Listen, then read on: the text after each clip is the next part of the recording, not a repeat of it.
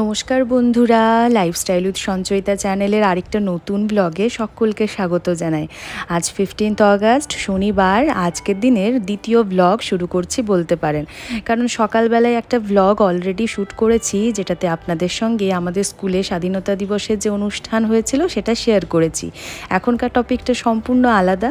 আগামীকাল তো রয়েছে জন্মাষ্টমী, আর আপনারা জানেনই আমাদের বাড়িতে রয়েছে রাধাকৃষ্ণ। জন্মাষ্টমী উপলক্ষে ছোট্ট একটা অনুষ্ঠানের আয়োজন করা হয়েছে আগামীকাল, তো তার জন্যই কেনাকাটা করতে বেরিয়েছি। আমাদের পুরুলিয়া শহরে অস্থায়ীভাবে এক জায়গায় সুন্দর রাধাকৃষ্ণের বা গোপালের সমস্ত সাজসজ্জার জিনিস, পোশাক সমস্ত কিছু বিক্রি হয়। এই দোকানগুলো অস্থায়ী রকমের থাকে, এই জন্মাষ্টমীর আগেই 2-3 দিন ধরে বসে। তো সেখানে এসেছি, এত সুন্দর সুন্দর জিনিস, সমস্ত কালেকশনগুলো চোখ ধাঁধানো। মূলত গোপালকে উদ্দেশ্য করে এই সমস্ত খেলনার জিনিসগুলো রয়েছে। কি নেই সেখানে, ছোট ছোট ক্যারাম বোর্ড থেকে আরম্ভ করে ঝুনঝুনি, ডুগডুগি, তীর ধনুক, ছোট ছোট টুপি, জুতো, ছাতা, মানে একের পর এক সমস্ত কিছু রয়েছে। কিন্তু আমাদের বাড়িতে তো গোপাল নেই, রাধাকৃষ্ণ আছে, কাজে এই সমস্ত জিনিসগুলো আমার খুব একটা কাজের নয়। কিন্তু তাও যেন মনে হচ্ছিল আগে কি কি রয়েছে চারপাশে সাজানো সব কটাকে ভালো করে দেখে নিই। কারণ দোকানটা না আর 2-1 দিনের মধ্যে আবার উঠে যাবে, আগামী বছর আবার বসবে। সমস্ত কিছু দেখার পর এরপরে আমার যা যা দরকার তা দেখতে শুরু করেছি। প্রথমেই রাধাকৃষ্ণের একটা জামা নিয়ে নেব, সেট যেরকম হয় ধুতি আর ঘাগরার সেই ধরনের। তো এত সুন্দর কালেকশন সেটার মধ্যেও রয়েছে, কালারগুলো দেখুন, সব কটা মনে হবে যেন নিয়ে নিই। কোনোটার মধ্যে লেসের কাজ করা রয়েছে, কোনোটায় চুমকির কাজ করা, স্টোনের কাজ করা। তো আমার পছন্দ মতো হয়েছে, কিন্তু সাইজটা নিয়ে আমার একটু ডাউট লাগছে, তাই 2-1টা আরও নেড়ে ঘেটে দেখছি। এমনিতে পছন্দ হয়েই গেছে, সব কটা একদম চোখে লাগার মতো কালেকশন, তাই না? চলুন এগুলোর মধ্যে থেকে একটা নিই, এরপরে তার পছন্দ মতো আবার সাইজ অনুযায়ী একটা পাগড়িও নিয়ে নিলাম, আর নিলাম কিছু গয়না। এখান থেকে কেনাকাটা করে বিল চুকিয়ে এবার চলে এসেছি মিষ্টির দোকানে। এখানে আবার মাখন মিষ্টি পাওয়া যাচ্ছে জন্মাষ্টমী উপলক্ষে, সেটাও একখানা নিয়ে নিয়েছি। আর গোটা কতক আরও মিষ্টি নিলাম এখান থেকে। ফল ফুল সমস্ত কিছু কেনাকাটা অলরেডি হয়ে গেছে। এত ভিড় আজকে বাজারে যে হট করে ক্যামেরাটা বার করে আপনাদের সঙ্গে সব কিছু শেয়ার করতে পারলাম না। চলুন বাড়ি ফিরে যাই। আমরা চলে এসেছি ঠাকুর ঘরে, আর এই হলো আমার দুজন অ্যাসিস্ট্যান্ট, তাই তো? অ্যাসিস্ট্যান্ট নাম্বার 1, তুমি অ্যাসিস্ট্যান্ট নাম্বার 2। কই 2 দেখাও? আমার অ্যাসিস্ট্যান্ট, আমার দিদি আর আমার অ্যাসিস্ট্যান্ট। আচ্ছা, যাই হোক আমরা দিদি আর অ্যাসিস্ট্যান্ট 1, আমার অ্যাসিস্ট্যান্ট 2। আচ্ছা আচ্ছা, তাহলে সবাই মিলে আমরা চলে এসেছি ডেকোরেশন। হ্যাঁ, ডেকোরেশন স্টার্ট করছি। আর প্রথমে ভোগগুলোকে আলাদা করে দিতে হবে, নাহলে অসুবিধা হবে। আর পুরো জায়গাটা আমার এমনভাবে জড়ো করে রাখা হয়ে গেছে, দাঁড়াও। গত 3-4 দিন ধরে একটু একটু করে জিনিসপত্র জোগাড় করে একই জায়গায় রাখা হচ্ছে। কোনোটা এসেছে অনলাইনে, কোনোটা আবার সরাসরি বাজার থেকে কেনা।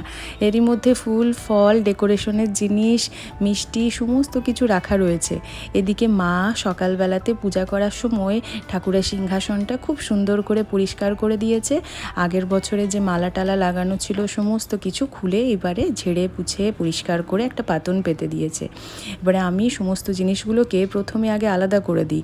কালকে যেগুলো লাগবে ডেকোরেশনের জিনিস বাদে সেগুলো সমস্ত কিছু একদিকে সরিয়ে দিই, আর তারপরে আমরা 3 জনে সমান কদমে লেগে পড়ি।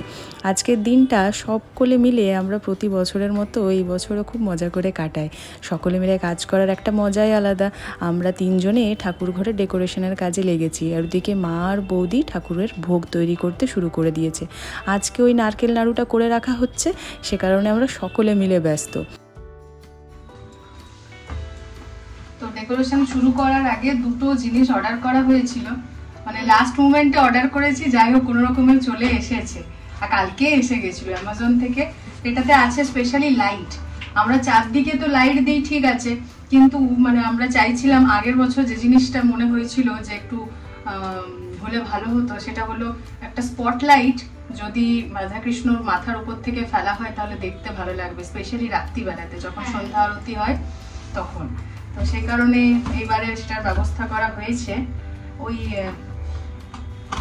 সেন্সার লাইটগুলো হয় না, স্পটলাইট, ওইগুলো। তো এই হলো ব্যাপারটা, এই হলো লাইটটা।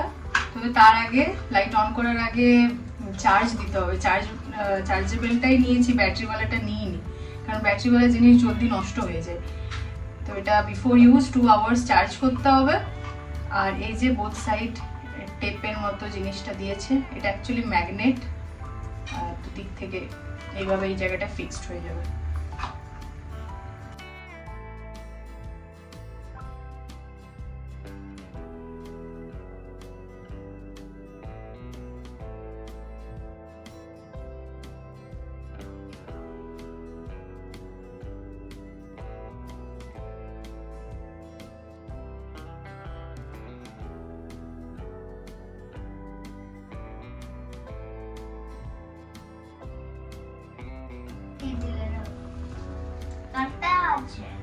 এটা হচ্ছে ফলস প্লাস্টিকের রজনীগন্ধার চেন, এক একটা 20 টাকা করে দাম নিয়েছে। তাহলে ভালোই হলো, 6টা নিয়েছি, 120 টাকায় গোটা বছর ভর চলে যাবে। 120 টাকাতে মনে হয় না আমি 5টা কি 6টা স্টিক পেতাম, সেটা দিয়ে এত বড় আমি এতগুলো মালা গাঁথতে পারতাম, আর সেটা বেশি দিন থাকতেও না। তার চেয়ে এটা মনে হলো যে দারুণ ব্যাপার, তাই না?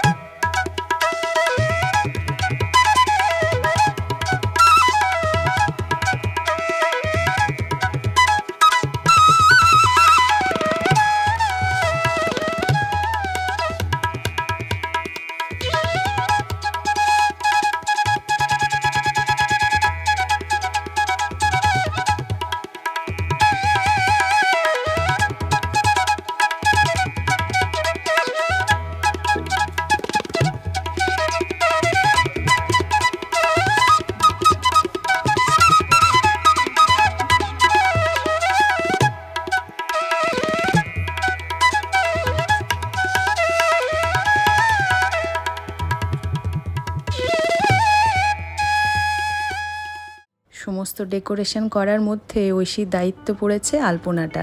গত বছর থেকে ঐশী আলপনা দিতে উৎসাহী। গত বছর একটু ছোট্ট করে দিয়েছিল, এই বছর তার সাহস হয়েছে বড় করে একটু আলপনা দেওয়ার, তো সেই কাজেই লেগেছে। এইদিকে আমি মোটামুটি জন্মাষ্টমী প্রায় মাস দেড়েক আগে থেকেই কিভাবে সাজানো হবে সেটা মাথার মধ্যে ভাবনা চিন্তা করতে থাকি, আর ঠাকুরের ইচ্ছায় সেই অনুযায়ী সমস্ত জিনিসগুলো জোগাড় করতেও পেরে যায়। এইবারে যখন ভেবেছিলাম যে ময়ূর পালক দিয়ে পাখা দিয়ে সুন্দরভাবে সাজাবো, তখন কিন্তু ভাবিনি যে এত ইজিলি সমস্ত জিনিসগুলো জোগাড় করতে পেরে যাব। সবই ঠাকুরের ইচ্ছা, ওনার ইচ্ছা থাকলে সমস্ত কিছুই সম্ভব, তাই না?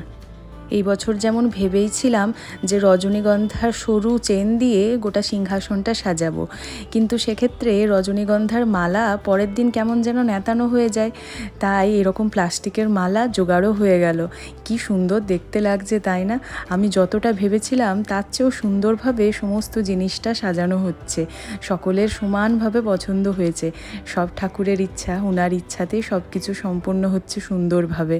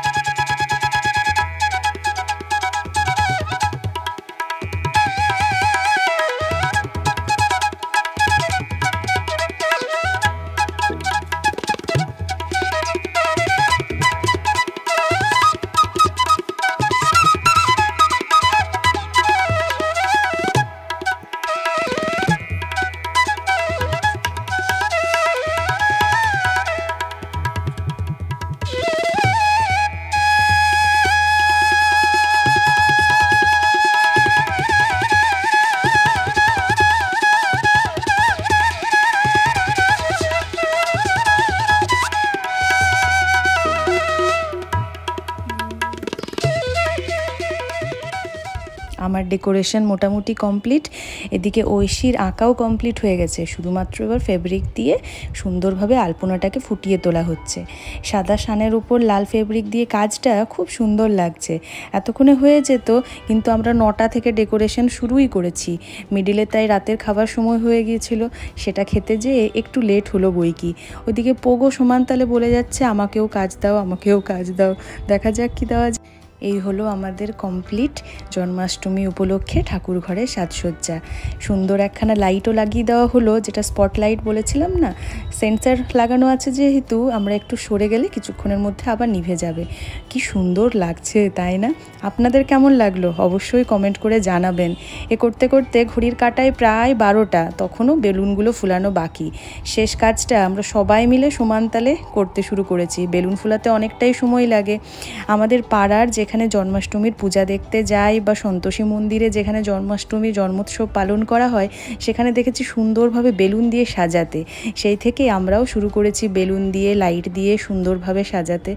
তো এই কাজটা তবে সেটা করব আগামীকাল সকালবেলা, নাহলে বেলুনগুলো আবার ধূপটা ফুটে যাবে আর না হলে পড়ে যাবে। তাই আগামীকাল জন্মাষ্টমীর ব্লগ নিয়ে আসছি, আপনারা সাথে থাকবেন। থ্যাঙ্কস ফর ওয়াচিং বন্ধুরা।